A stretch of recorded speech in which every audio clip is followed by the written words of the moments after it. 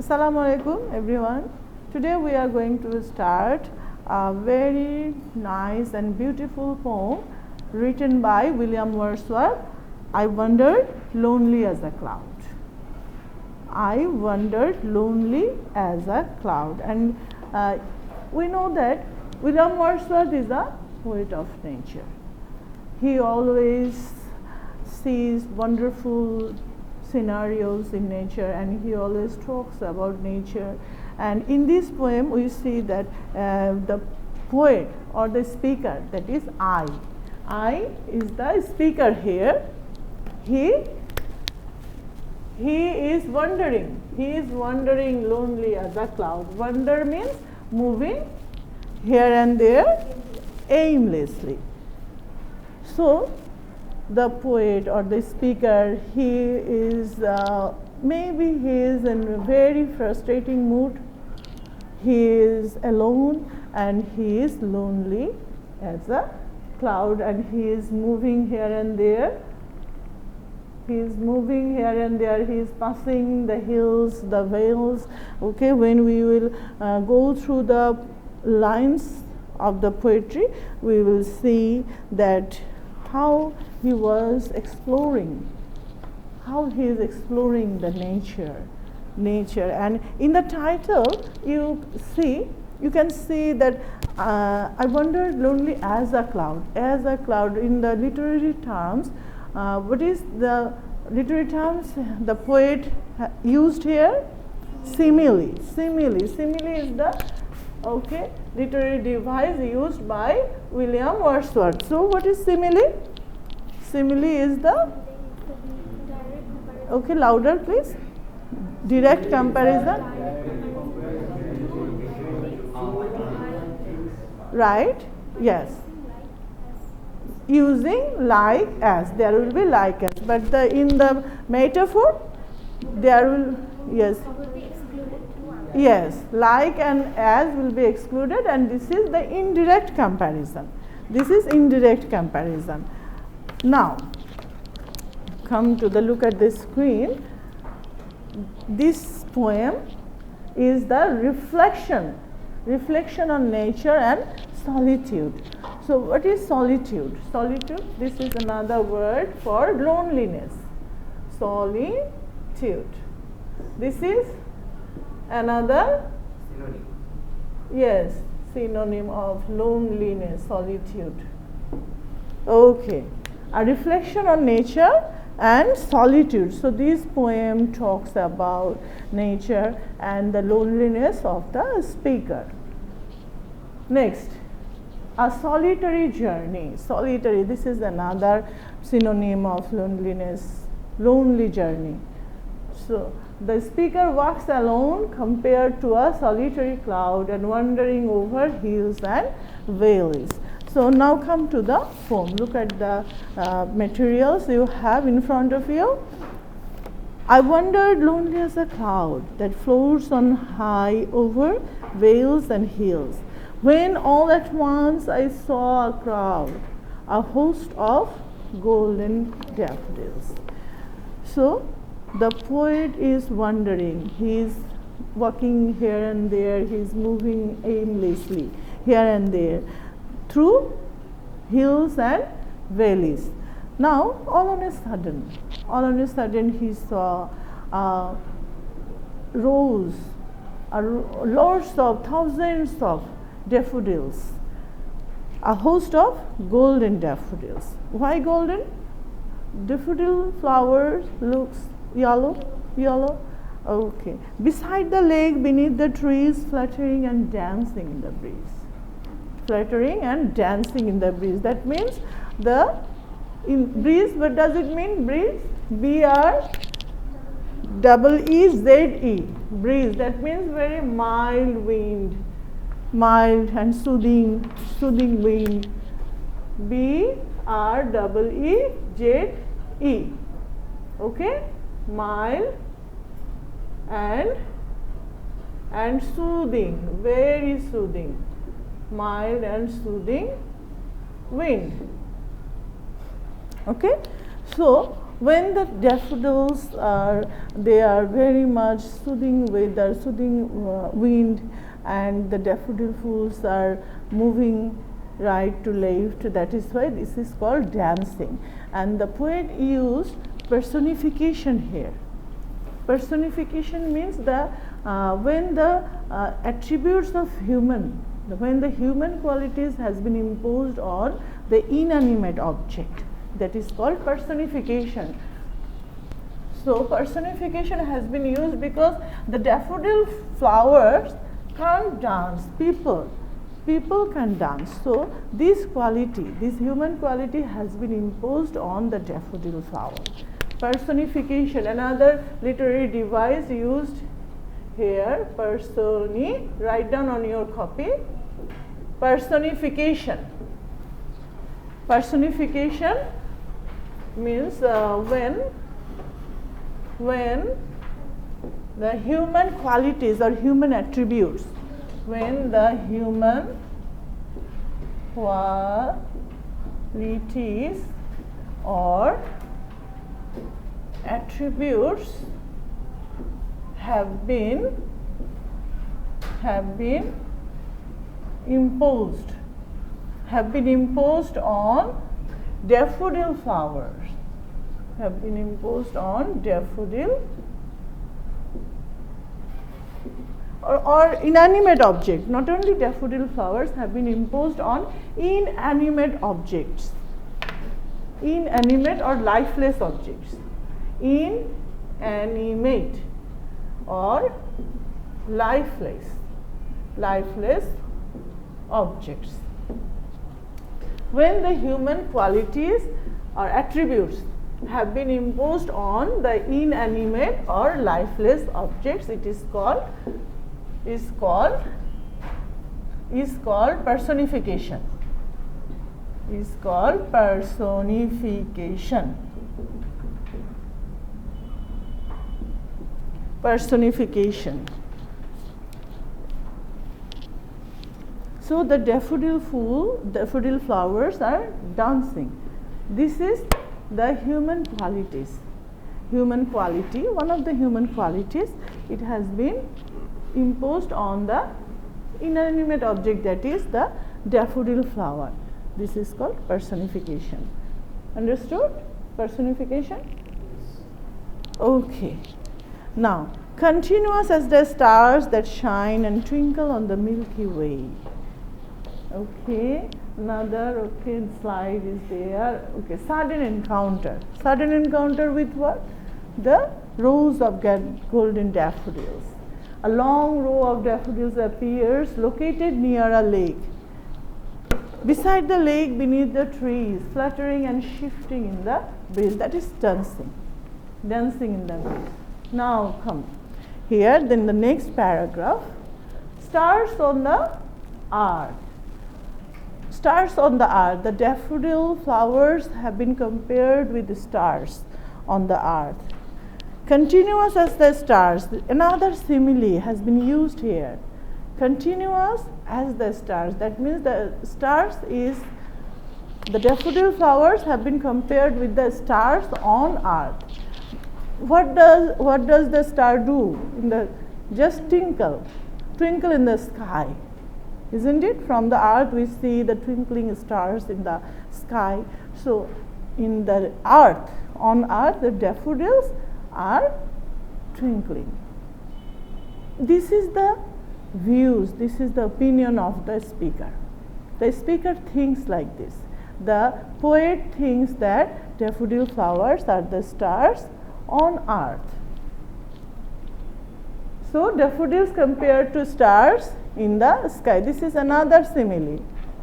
Another simile used here. Seemingly endless, stretching along a bay, thousands of blooms dancing in unison. Thousands of blooms, that means thousands of daffodils. Lots of, innumerable. Next, they stretched in never-ending line along the margin of a bay. Bay, that means the ocean. ocean, and 10,000 saw at a glance, tossing their heads in sprightly dance. 10,000 saw at a glance. That means in a row the poet sees the endless daffodils, the innumerable daffodils, that immense number of daffodils, flowers. Waves gleamed on the bay, but daffodils outshine them. Their joyful presence affects the speaker deeply. Joyful presence of what? Joyful presence of the daffodils. The daffodils, that means they're tossing their heads in a sprightly dance. Another personification is there. Tossing their heads. The heads means the daffodil, the flowers, the blooming flowers in sprightly dance. Even a poet couldn't help but feel cheerful. Cheerful means the poet could not joyful. The poet cannot but be joyful. মানে উনি না খুশি হয়ে পারছে না, না হেসে পারছে না, না আনন্দিত হয়ে পারছে না। The poet, the speaker is getting too much joyful and very much to see these pleasurable objects, to see the bright yellow daffodils, and he is comparing the daffodils with the stars in the sky. আকাশের তারার সাথে তুলনা করছেন না, এবং এটা দেখে just think of a moment when you were very much frustrating, disappointed regarding anything, regarding any event, regarding any occasion happened in your life. But something like this, the poet was very much disappointed, and he became so frustrated, and he was moving here and there without any interest. There was no aim in his life, but all on a sudden, when he saw the daffodils, the golden daffodils, he became so cheerful, so joyful. So think of the moment. Just you have to feel the poet's feeling. Now, memory and solitude. Solitude, okay, I have already told that solitude, what does it mean? Solitude means? Loneliness. Solitude enhances memory and appreciation. Okay, so the third para, the waves beside them danced, and they outdid the sparkling waves in glee. They outdid the sparkling waves. They means the daffodils. What does it? They means the daffodils. Daffodils outshine the waves in glee. That means in cheer, in joy. A poet could not but be gay. মানে কবি না হেসে না খুশি হয়ে পারছে না, মানে I cannot but be happy.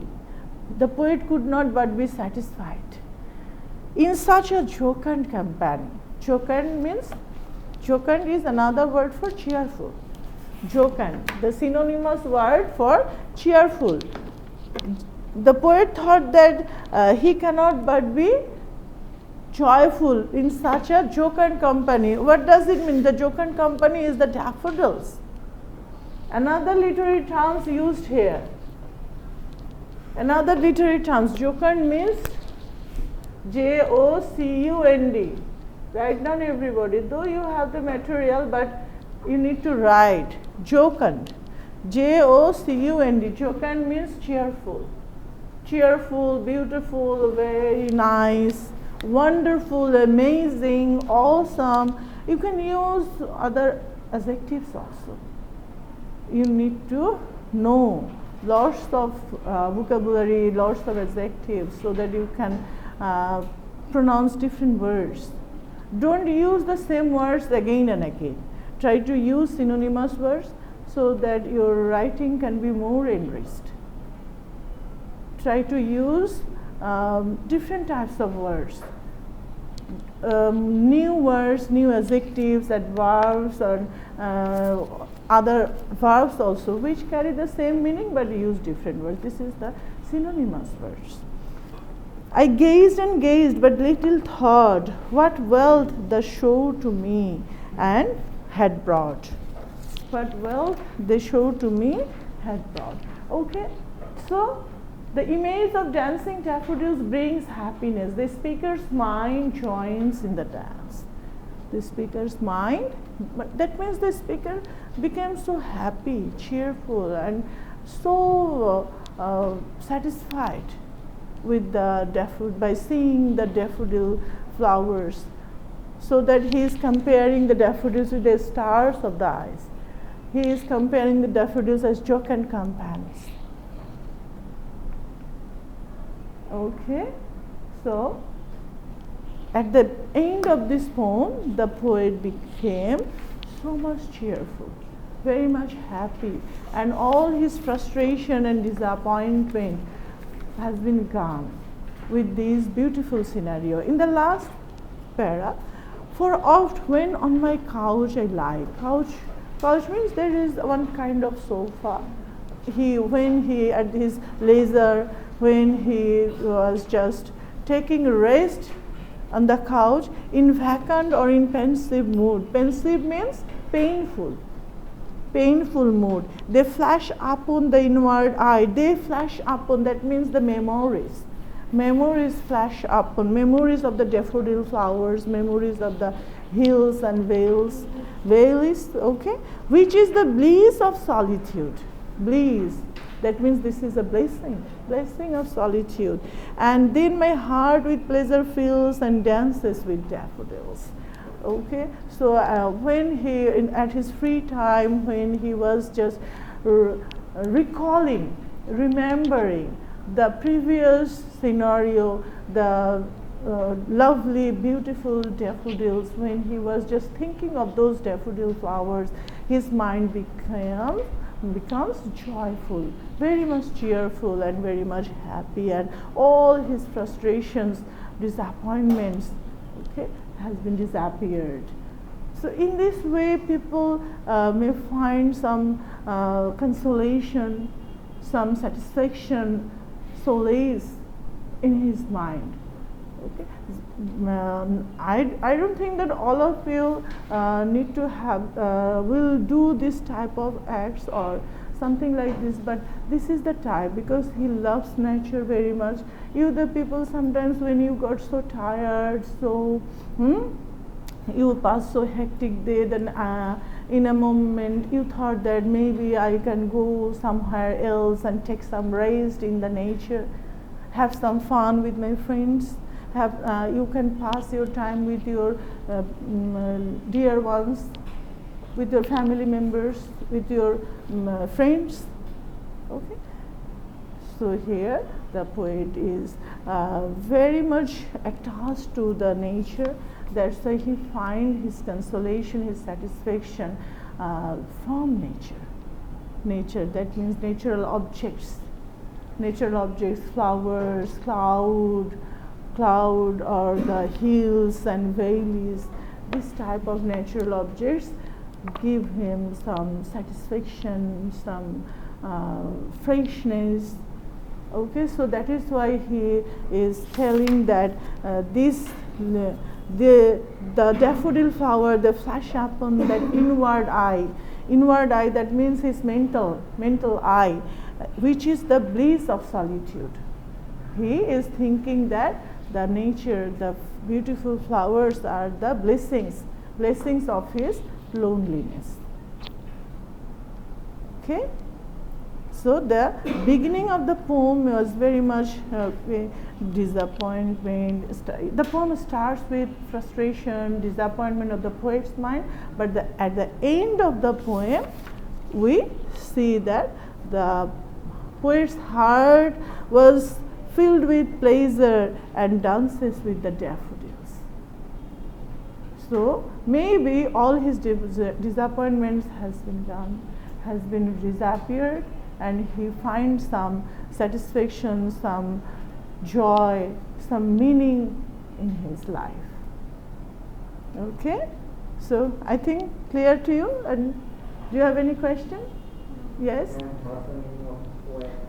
Yes, wave. OFT, for OFT. Often. This is the short form of often. Okay? Often, this is the short form, OFT. When in my couch I lie. Lie, that means he is taking rest at his room or in a corner, in a sofa. So, and he was just recalling his previous memories.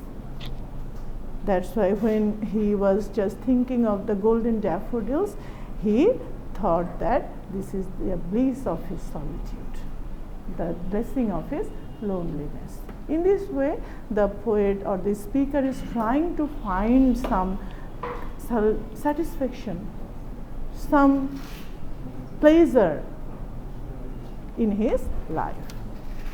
Okay? Thank you. Any other question? No? Okay.